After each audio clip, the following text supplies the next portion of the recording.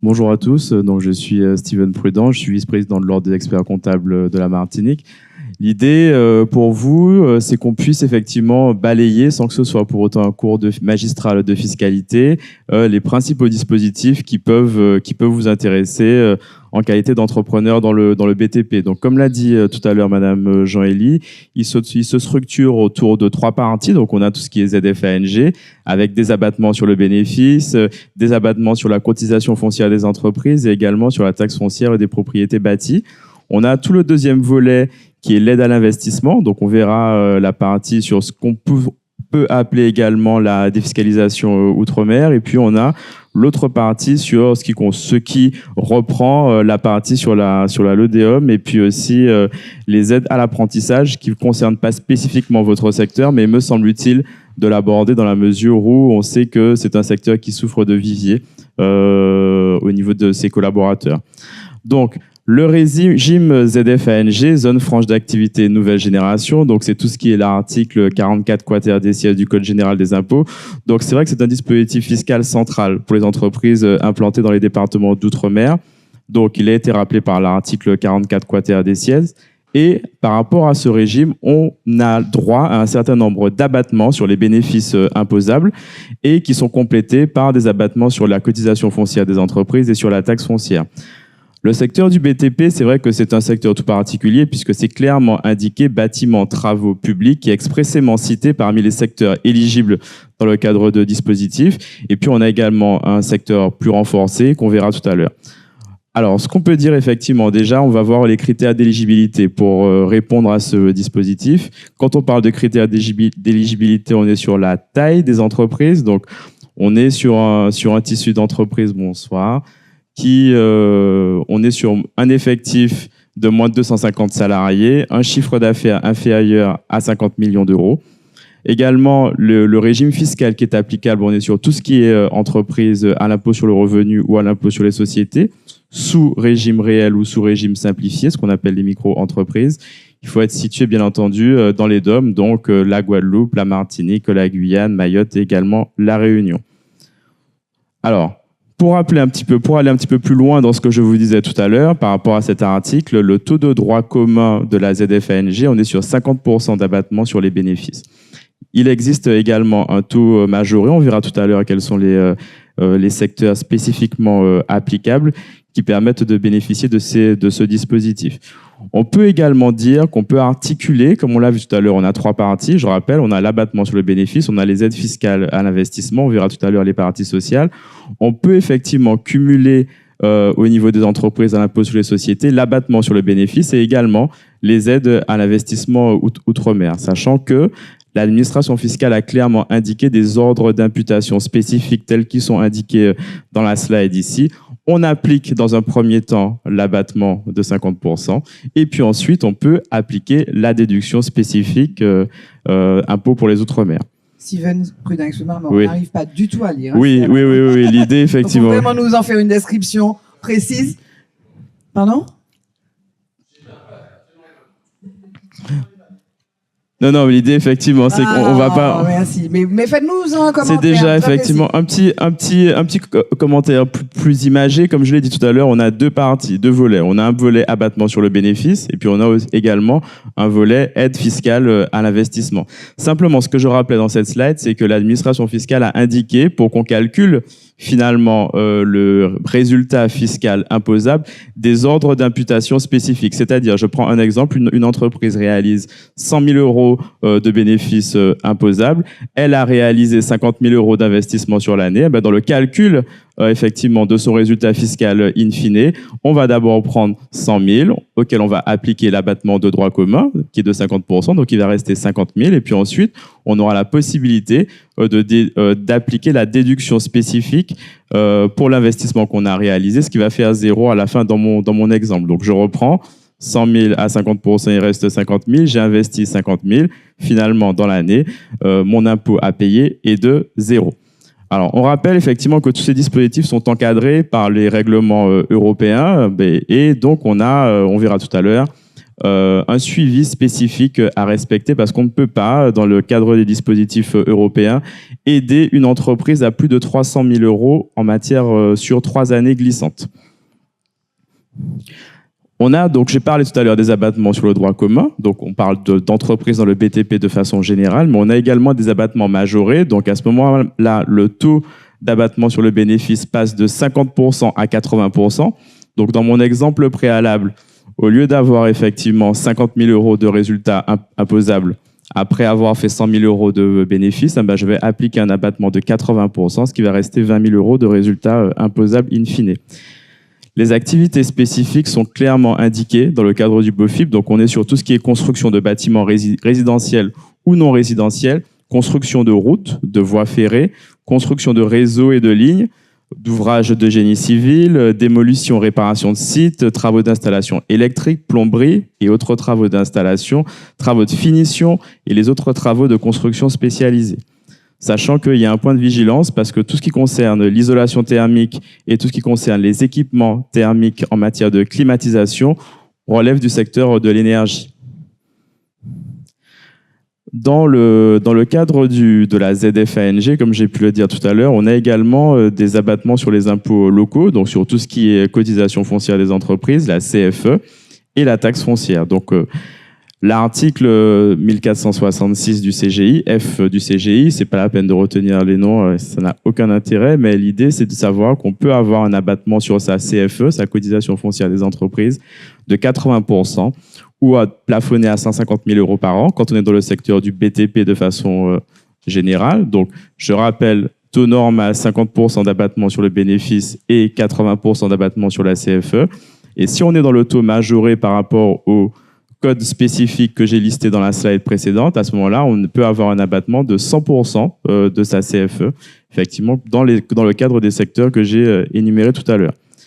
Il y a également, dans le cadre de ce dispositif, un abattement sur la taxe foncière des propriétés bâties qui vont de 80%, 50% sur la base d'imposition quand on est en abattement normal.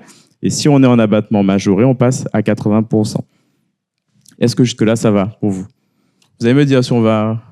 Allez, je vais un petit peu trop vite. C'est vrai qu'effectivement, je vais. On est un peu là. On n'est pas des spécialistes, nous, donc on a besoin de prendre le temps. On retient les chiffres, mais vraiment. Voilà, donc l'idée, ce que je vais faire, c'est que je vais répéter, je vais refaire des petits zooms. Donc là, ce qu'on a vu tout à l'heure, donc abattement sur le bénéfice et abattement sur les impôts locaux qui sont la cotisation foncière des entreprises et les taxes foncières, avec les plafonds qu'on a vu tout à l'heure. Alors. Ce qu'il faut regarder, bien entendu, ce sont les conditions opérationnelles pour bénéficier de ce dispositif. Donc, très, très concrètement, il faut être en Martinique, Guadeloupe, Guyane, dans les DOM. Ça, c'est un élément très important.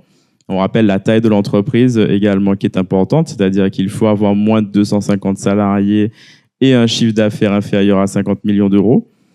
On a également le régime d'imposition qui est spécifique, puisque cet abattement dont j'ai parlé tout à l'heure, il peut être soit à l'impôt sur les sociétés, soit à l'impôt sur le revenu. Vous savez, une entreprise, effectivement un artisan, peut choisir dans son mode d'exercice son régime d'imposition, et donc il peut être soit au régime normal, soit au régime simplifié. Il peut être également en micro-entreprise, et là, il a droit également aux abattements qui sont spécifiques qu'on a vus tout à l'heure. Donc, il faut relever des secteurs dont on a parlé. Puis, comme j'ai dit tout à l'heure, on a un respect effectivement du règlement européen et du RGEC, c'est le règlement général des exemptions particulières, me semble-t-il. Donc, quand on veut bénéficier de ces dispositifs, et là je vais en parler, on a des obligations déclaratives spécifiques. Et pour ça, je vous invite à aller voir votre expert comptable, bien entendu, puisqu'il faut remplir un certain formulaire annexé à l'alias fiscal, qui est le formulaire 2082 SD, et puis un certain nombre d'états annexes particuliers pour bénéficier de l'abattement sur la cotisation foncière des entreprises et sur la taxe foncière sur les propriétés bâties. Alors, dans tout ce cadre-là, il faut savoir qu'en Martinique, on a également des régimes qui sont spécifiques par rapport à la zone au zonage. On peut avoir effectivement tout ce qui est ZFU, on peut avoir également tout ce qui est zone d'aide à finalité régionale. Quand on est une entreprise nouvelle, on a droit à une exonération sur le bénéfice quand on crée son entreprise à la Martinique. Et il faut savoir que dès qu'on choisit, effectivement, à ce moment-là, on a l'obligation d'opter pour l'un des régimes. Soit on choisit la zone d'aide à finalité régionale, si je résume. Donc là, à ce moment-là, c'est un abattement spécifique de 100% du bénéfice pendant les 24 premiers mois. Puis ensuite, 75% la troisième année, 50% la quatrième année, 25% la dernière année. Là, c'est en guise d'exemple. Si je reviens sur mon exemple de tout à l'heure avec le bénéfice fiscal de 100 000 euros, à ce moment-là, quand on est une entreprise nouvelle, quand on a créé son activité et qu'on choisit d'être en ZAFR, la zone d'aide à finalité régionale, eh bien à ce moment-là, au lieu de payer directement, d'avoir l'abattement de 50% sur le bénéfice ou de 80%, comme je l'ai vu tout à l'heure, on peut avoir l'abattement directement de 100%. Simplement, l'administration fiscale dit que lorsque l'entreprise remplit les conditions pour d'autres dispositifs, elle doit opter pour l'un d'eux, bien entendu. Et si elle a opté pour la ZFANG, à ce moment-là, cette option, elle est irrévocable.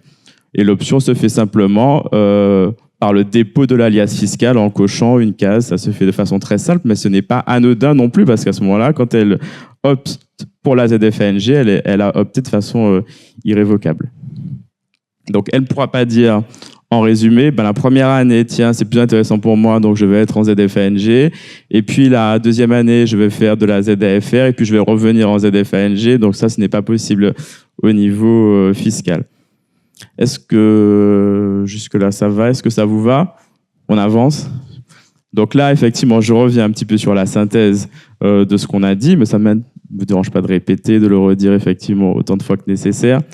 Donc, on a un abattement à l'IS ou à l'IR. Donc, IS, impôt sur les sociétés, IR, impôt sur le revenu, de 50% sur les bénéfices ou 80%. On a également un abattement au niveau des impôts locaux, donc la cotisation foncière des entreprises. Soit on a l'abattement de 80%, soit on a l'abattement de 100%. Le tout étant plafonné à 150 000 euros. Et on a également un abattement sur les taxes foncières au niveau des propriétés bâties, 50%. Quand on est dans l'abattement de droit commun ou 80% quand on est dans l'abattement renforcé. On verra tout à l'heure la partie de ce qu'on appelle défiscalisation outre-mer. Alors, je préfère l'appeler aide à l'investissement outre-mer, où on a une réduction au niveau de l'impôt sur le revenu. C'est l'article 199 indécius B du CGI. On a également une déduction au niveau du calcul de son résultat imposable à l'impôt sur les sociétés. Alors là-dessus, c'est pas précisé dans les slides, mais on va aborder aussi l'autre partie qui est aussi importante, c'est que dans le cadre de l'aide à l'investissement outre-mer, on a le choix d'avoir soit une déduction directe au niveau de son résultat imposable, soit on a le choix d'avoir un crédit d'impôt. Alors là, on parle de l'article 244 quater W du CGI, c'est-à-dire que sur une base d'investissement éligible, à ce moment-là, l'administration, quand on est à l'impôt sur les sociétés, rembourse 35% du coût de l'investissement. Ce qui n'est pas neutre, effectivement, pour une entreprise dans votre secteur, bien entendu. Est-ce que jusque-là, ça va? On avance? OK. Alors, je reviens sur l'aide à l'investissement productif, l'article 199 indécius B du CGI. Donc, on rappelle effectivement que là, ce sont les aides qui sont déductibles à l'impôt sur le revenu, donc soit par l'entrepreneur qui exerce directement à l'impôt sur le revenu, soit effectivement, on peut avoir des personnes physiques qui choisissent, donc souvent ce sont des investisseurs, effectivement, qui, via des sociétés de personnes, c'est-à-dire qu'elles investissent dans des sociétés de défiscalisation qui vont donner en location du matériel neuf à des entreprises du BTP. Donc, on est dans ce cadre-là et c'est schématisé par cet article. Alors, l'avantage, effectivement, dans le cadre de ce dispositif, si on a recours à une SNC de défiscalisation, j'ai vu que nos amis de Ecofip, Intervest, etc. sont présents, donc ils aident dans le cadre de ce montage. Donc, l'idée, c'est qu'on a des sociétés de défiscalisation avec des associés personnes physiques, des contribuables, qui vont investir dans cette SNC. Cette SNC va investir dans du matériel neuf, matériel de chantier, engins, tout ce dont on pourrait avoir besoin. Eux, ils vont avoir un crédit d'impôt et ils vont devoir restituer une partie de ce crédit d'impôt à l'entrepreneur, à l'utilisateur final de l'engin. Donc, ça vous permet d'acheter, de bénéficier, d'avoir du matériel neuf à moindre coût, in fine. Alors, il y a un point de vigilance, c'est que les véhicules de tourisme ou les équipements qu'on dit qui ne sont pas strictement productifs sont en général exclus ou alors très, très encadrés. Donc, on ne peut pas effectivement, dans ce cadre-là, effectivement, on ne peut pas acheter, par exemple, de matériel informatique, quand bien même ce serait pour une société du BTP. On parle vraiment d'activités qui sont vraiment dédiées à votre business finalement. Bonsoir. Donc, on a la deuxième partie qui est l'investissement productif via les sociétés à l'impôt sur les sociétés. Donc, c'est l'article 217 1 des CSB du CGI et qui permet de pouvoir, pour une entreprise qui est à l'impôt sur les sociétés, bénéficier d'une déduction directement sur son résultat imposable dans le cadre de l'achat. Donc là, je vais prendre un petit exemple plutôt concret. Vous achetez nacelle, je dis n'importe quoi, 50 000 € par exemple, à ce moment-là, vous avez le choix dans le cadre de l'article 217 du CGI de dire deux choses. À ce moment-là, ma nacelle, donc mon investissement neuf, j'espère que la nacelle, c'est le bon exemple, oui, ça va, oui, merci. Donc, dans le cadre de l'investissement neuf, à ce moment-là, ma nacelle qui m'a coûté 50 000 €, à ce moment-là, je peux dire, simplement, dans le calcul de mon bénéfice imposable, je vais retirer directement 50 000 € de mon bénéfice. Option 1. Option 2, je peux également mobiliser l'article 244 quater W du Code général des impôts. C'est un article simplement qui dit qu'au lieu d'avoir une déduction directe de mon résultat imposable, je vais solliciter un crédit d'impôt. À ce moment-là, donc, c'est-à-dire demander à l'administration fiscale de me rembourser 35% de ces fameux 50 000 € dans mon exemple que j'ai donné tout à l'heure. Alors, il y a un point de vigilance qui est important, c'est qu'il faut savoir que dans ce cadre-là, quand on sollicite les demandes de crédit d'impôt, il faut être à jour au niveau fiscal et surtout être à jour au niveau du dépôt de ces comptes annuels au niveau du greffe. C'est-à-dire que lorsque vous avez fait l'investissement, à la clôture de l'exercice, il faut que l'entreprise soit à jour du dépôt de ses comptes annuels au niveau du greffe. Et on a eu beaucoup de cas de rejet parce que les entreprises n'avaient pas fait les dépôts de comptes au niveau du greffe. Donc ça, c'est un point de vigilance qui est très important et qu'il faut respecter dans ce cadre-là.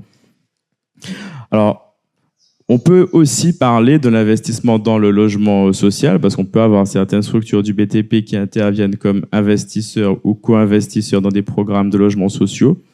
Et dans ce cadre-là, à ce moment-là, on ira chercher deux types d'articles spécifiques. On a l'article 199 1/A du CGI qui parle de la réduction à l'impôt sur le revenu pour des investissements immobiliers à usage de résidence principale, où on a le 199 1/C qui parle de la réduction d'impôt sur le revenu dans des logements sociaux neufs qui sont après mis en sous-location à des organismes de HLM. Donc ce sont deux articles également qui sont présents et qui peuvent vous concerner. Comme je le disais tout à l'heure, donc à la Martinique, on est dans le cadre de l'Union européenne. Donc à ce moment-là, il faut respecter un certain nombre de critères et surtout le critère le plus important, c'est le règlement des minimis. C'est-à-dire que l'Union européenne a fixé un plafond d'aide que les États peuvent donner aux entreprises. Donc ce plafond d'aide est de 300 000 € sur 3 années glissantes. Donc à ce moment-là, dès qu'on sollicite, parce qu'effectivement c'est un des cas de reprise par l'administration fiscale aussi, c'est de respecter, si on a fait beaucoup d'investissements et que finalement on a été aidé, c'est-à-dire que l'économie qu'on a réalisée par rapport à des articles spécifiques dépasse 300 000 € sur les 3 années glissantes, à ce moment-là on est plafonné, c'est l'Europe qui le plafonne à ces 300 000 € sur 3 années glissantes. Donc on appelle ça le règlement d'aide au niveau du minimi. Et bien entendu, un manquement à ces obligations peut entraîner une reprise de l'avantage fiscal. Et également des pénalités à l'encontre des intermédiaires quand on a des sociétés de défiscalisation qui passent. Ce qu'on peut dire effectivement en synthèse, effectivement, au niveau d'un guide opérationnel, donc c'est vrai que l'idée, c'est de bâtir une stratégie d'optimisation fiscale sécurisée. Une entreprise dans le BTP à la Martinique doit adopter une démarche structurée, il faut qu'elle soit rigoureuse et puis il faut également savoir pouvoir maximiser finalement les possibilités que vous offrent les textes fiscaux. Donc dans un premier temps, ce qui est important, me semble-t-il, c'est de cartographier déjà dans un premier temps les projets d'investissement que l'on a. Donc c'est de recenser l'ensemble des projets en cours ou à venir avec le montant, le calendrier des investissements, la nature de ces investissements, engins, véhicules, etc. Voir le mode de financement qui est envisagé. Donc ça, c'est le premier temps, c'est cette cartographie qu'il faut faire. Ensuite, effectivement, l'idée, en deuxième temps, c'est de qualifier chaque projet au regard des textes. Donc savoir effectivement qu'est-ce que je vais par rapport à mes investissements que j'ai choisis. Est-ce que je vais plutôt opter pour du crédit d'impôt? Est-ce que je vais plutôt opter par du financement via une SNC de défiscalisation? Est-ce que je vais plutôt opter pour une déduction fiscale au niveau de l'IS? Et puis ensuite, après, il faut aussi que ces projets d'investissement s'articulent avec ce qui est les autres aides locales auxquelles vous auriez pu prétendre, parce qu'il y a des aides de l'Union européenne, il peut y avoir des cas spécifiques, des aides attendues de la collectivité territoriale, donc il faut aussi, effectivement rassembler un petit peu tout ça et s'assurer que l'on respecte aussi les aides au niveau des minimi. Donc c'est vrai que c'est pour ça que... et puis, un des points importants qui est regardé, après, on est sur les entreprises qui ont leur siège social à la Martinique, donc c'est de l'administration veille à ce que les projets soient mis en service et utilisés réellement sur la Martinique, ce qui semble logique, mais on peut avoir des entités ici qui ont leur siège social ici et qui ont d'autres établissements sur l'Hexagone, et à ce moment-là, donc c'est un des points qui est vérifié. Et puis, ensuite, quand on est dans le cadre de ces investissements, il y a un formulaire. Hein, donc là, pour ça, je rappelle, il faut aller voir votre expert comptable. Bonjour.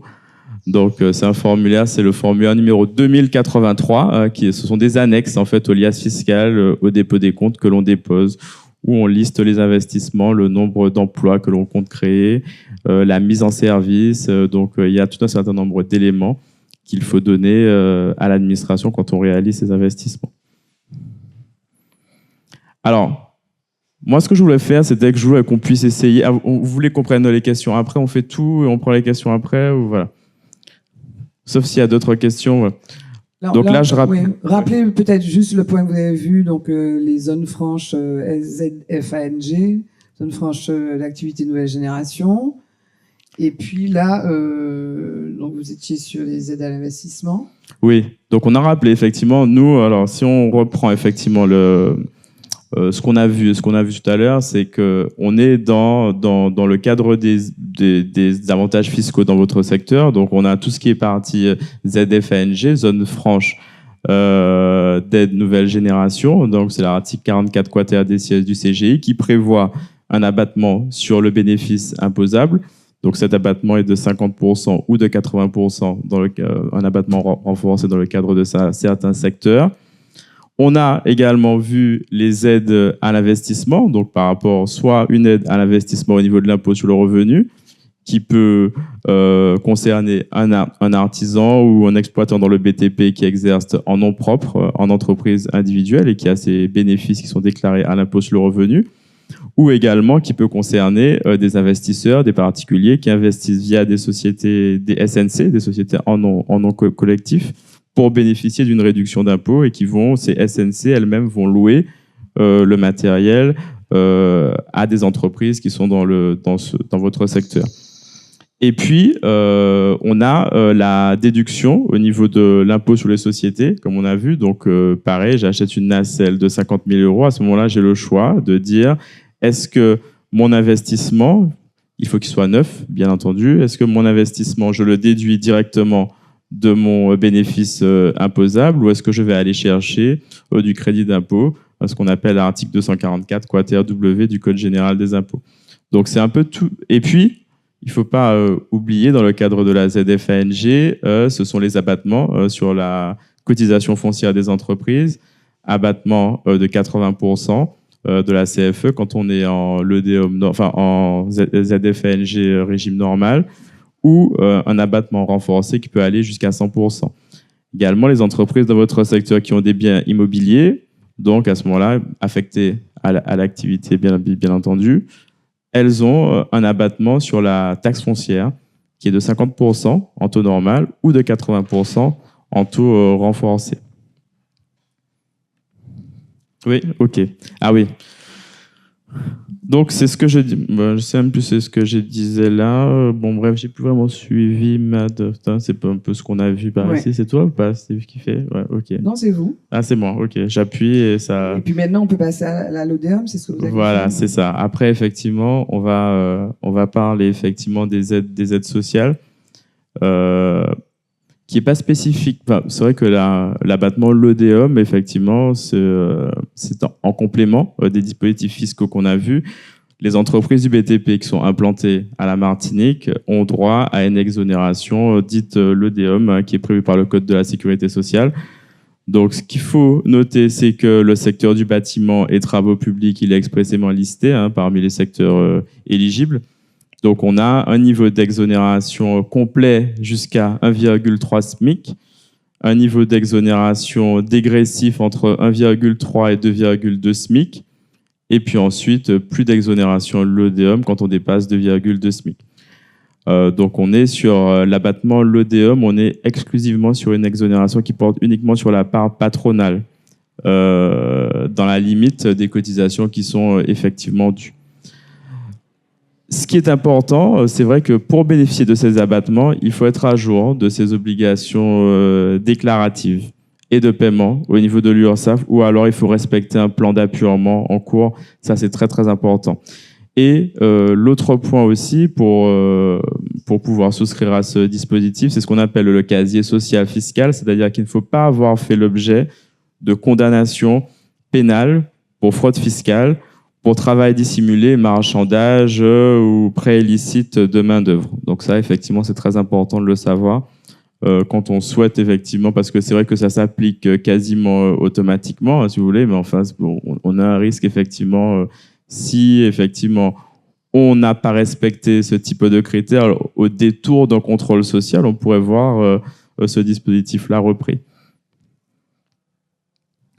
Alors, on a voulu aussi parler un petit peu des aides à l'apprentissage, puisqu'il faut savoir qu'à un moment donné, on a eu un trou en fait au niveau des aides à l'apprentissage, puisque au 1er janvier 2026, on n'avait pas de loi de finances. Donc, et les aides s'arrêtaient au 31 décembre 2025. Donc là, effectivement, avec la nouvelle loi de finances, ces aides sont revenues. Donc, il faut savoir qu'à partir du 8 mars, effectivement, on a toujours des aides à l'apprentissage, je résume, qui sont de 5 000 € par apprenti, avec effectivement des conditions et des modalités de versement spécifiques. Alors, si on embauche un travailleur, un apprenti qui est handicapé, effectivement, on a droit à 6 000 € par an d'aide. Et il faut savoir que le montant d'aide, là j'ai parlé du socle de 5 000 €, mais si le contrat d'apprentissage, plus il concerne des niveaux élevés post-bac et moins l'aide est importante. Donc ça, il faut en avoir conscience. Et à ce moment-là, c'est le contrat d'apprentissage. Il doit être transmis à l'OPCO dans un délai de 6 mois après sa conclusion. Et c'est l'OPCO qui va transmettre le contrat au ministre en chargé de la formation professionnelle. Et ensuite, le versement, effectivement, il est conditionné avec, bien entendu, la rémunération. Et c'est un versement qui se fait mensuellement, qui est proratisé. Et l'administration surveille, enfin les caisses sociales surveillent que les DSN, effectivement, les déclarations sociales nominatives sont bien transmises et comportent bien l'apprenti en question. Donc ça, c'est le point, effectivement, qui nous semblait important de soulever, même si on s'éloignait un petit peu du cadre fiscal. Parce qu'effectivement, on sait qu'il y a des tensions au niveau de la main-d'œuvre pour ceux qui vous concernent. Alors ici, on a refait un petit tableau de bord des aides, une synthèse générale avec ce tableau. C'est vrai que vous ne le voyez pas vraiment, mais il récapitule. Il faudrait le zoomer là. Oui, je sais, carrément. Mais je ne vais pas me risquer à le zoomer, Voilà, parce que je ça y est. serais... Ah bon, d'accord. Un petit peu, on voit un peu mieux. C'est toi qui fait. Non, c'est pas toi qui fait, c'est moi. Okay. Donc, il récapitule l'ensemble des aides fiscales sociales. Donc, on rappelle, c'est la ZFANG IS à ce moment-là avec l'abattement de 50% ou de 80%. Donc, le BTP, il est spécifiquement prévu. On a l'abattement sur la CFE, comme je l'ai dit aussi, avec un abattement de base de 80% ou de 100%, le tout plafonné à 150 000 euros. On a également l'abattement sur la taxe foncière des propriétés bâties. Donc là, on a un abattement de base de 50% ou de 80% si on est dans un secteur renforcé. On a également vu la défiscalisation au niveau des investissements à l'impôt sur le revenu. Donc c'est une réduction d'impôt de 38,5% pour les particuliers, enfin à l'impôt sur le revenu. Et on a également ce qu'on appelle l'aide à l'investissement au niveau de l'IS. Donc on peut déduire du montant de son résultat fiscal imposable à l'IS le montant des investissements qu'on a réalisés. Ça figure pas dans le tableau, mais il y a le pendant de la défiscalisation IS au niveau de l'investissement, c'est qu'on a l'article 244 quater W qui permet de mobiliser le crédit d'impôt qui est de 35% des investissements que l'on a réalisés. C'est-à-dire tout simplement, on fait un investissement de 100 000 euros. À ce moment-là, lors du dépôt de sa liasse fiscale, on va indiquer que l'on souhaite bénéficier de l'article 244 quater W. C'est une case qu'il faut cocher sur la liasse. Et à ce moment-là, l'administration fiscale, par un jeu de formulaire qu'on va lui envoyer, elle peut demander, bien entendu, mais à ce moment-là, elle a 6 mois pour traiter la demande et rembourser 35 000 euros dans le cas d'espèces que j'ai pris, 100 000 euros d'investissement, on a le crédit d'impôt de 35%. Alors, c'est vrai qu'on a eu ces dernières années des délais particulièrement longs au niveau de l'administration fiscale sur le remboursement de ces crédits d'impôt. Maintenant, ces délais ils se sont un petit peu plus structurés, donc on a des délais beaucoup plus réduits, puis demande des copies de justificatifs, mais enfin, généralement, ça va assez vite et assez simple. Mais pour ça, c'est important d'être à jour du dépôt de ces comptes annuels parce qu'effectivement, si une entreprise qui demanderait à bénéficier de ces dispositifs, enfin du dispositif de crédit d'impôt qui n'a pas déposé ses comptes annuels, peut voir son crédit d'impôt rejeté, sachant qu'ils vont vérifier les 5 dernières années pour le dépôt des comptes. Donc ça, c'est un point de vigilance très très important quand on souhaite bénéficier de ce crédit d'impôt. Puis aussi, on a parlé effectivement de la LODEOM, une exonération totale sur les charges patronales jusqu'à 1,3 SMIC et ensuite une exonération dégressive entre 1,3 SMIC et 2,2 SMIC. Et puis on a parlé des aides exceptionnelles à l'apprentissage, des aides à l'apprentissage qui sont revenues en début de ce mois. C'est fini ? Oui, voilà, je crois que c'est fini. Et en fait, ce que je disais en dernier lieu, c'est vrai qu'il est important par rapport à ces dispositifs de faire appel à son expert comptable pour sécuriser la mise en œuvre de chacune des aides et de s'assurer de la conformité avec le règlement européen. Merci beaucoup, Steven Prudent, vice-président de l'Ordre des experts comptables de la Martinique.